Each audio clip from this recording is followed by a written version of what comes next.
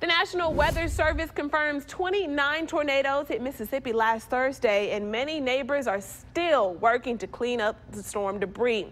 Now, power is still out for some homeowners in Morton. With more rain expected later this week, neighbors and volunteers are working to prevent further damage.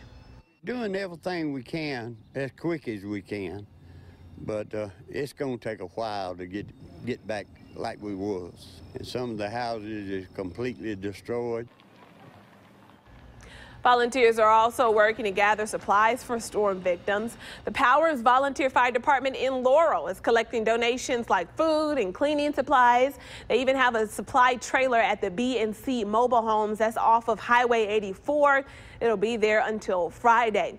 You can find a full list of the supplies they need on our website. It's WJTV.com.